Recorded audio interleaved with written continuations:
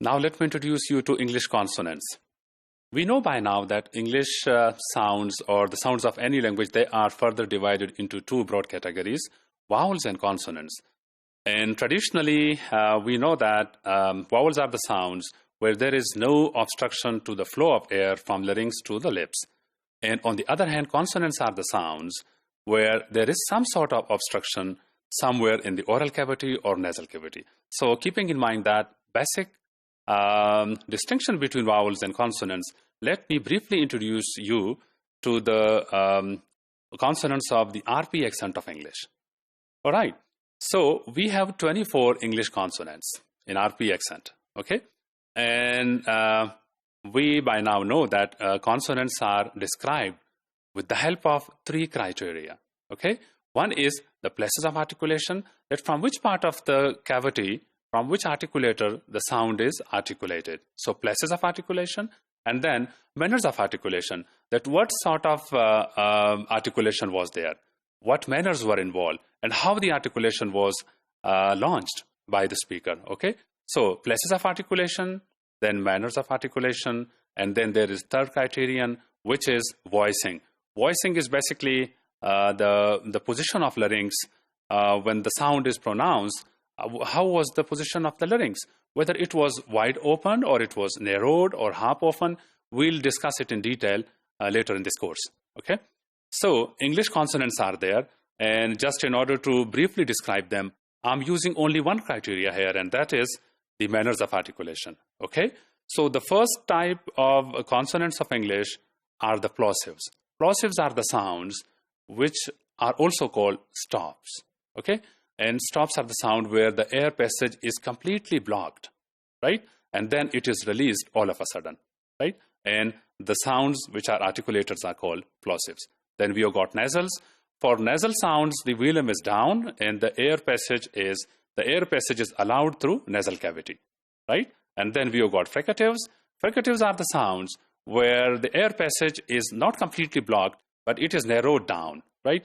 And the resultant sounds are with friction. Okay, so friction is there, and that's why these sounds are called fricatives. These are 9 in RP accent of English. And we have got affricates. Affricates are basically the collection of two types of sounds, plosives and affricates. Their starts are like the stops, okay, and the release is like fricative, and the sounds are called affricates. These are 2 in RP accent of English. Okay, then there are approximants. Approximants are very much like vowels. Okay, later we discuss in this course that how they are, on the basis of the experimental studies, that how their features are similar to vowels. Okay, so approximants are approximately consonants, and that's why they are called approximants. These are 4 in RP accent of English. Okay, now let me give you some examples of these sounds. Per is the first plosive, which is bilabial and it is voiceless. It takes place in words like pen or pin. Okay, then bin, per and bur. They are bilabial. Both of them are bilabial and they are stops. Then we have got t in words like ten and d in words like den. Okay, t and d. T is voiceless and d is voice. Right. Then k, kin, and g, gum. Right. K and g. These are the sounds which are articulated from velar. They are stops, but the place of articulation is velar. All right. Then nasal sounds. In nasal sounds, the first nasal is m. It's bilabial, but the velum is down and the air passage is allowed through nasal cavity. All right.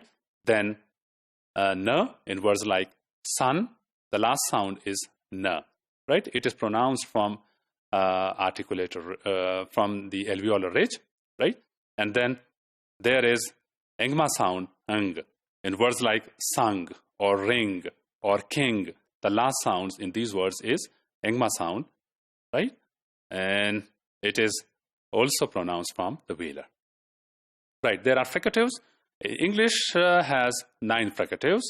Fur, right? This is labiodental, fur, right? The lower lip and upper teeth. Fur, voiceless, then the voice counterpart is v. In words like fine, it's fur, and in wine, it's v.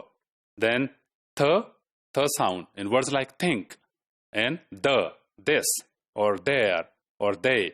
So th and the, they are dental sounds. And then s in words like seal, right? And z in words like zeal. S is voiceless and z is voice. They are articulated from alveolar ridge and they are fricatives. Then there is sound sh, right? Palato-alveolar. And then j, right? In words like sheep and in words like measure, right? So sh is voiceless and j is voice. And the last sound, which is fricative in English, it is h, glottal sound. And this is voiceless.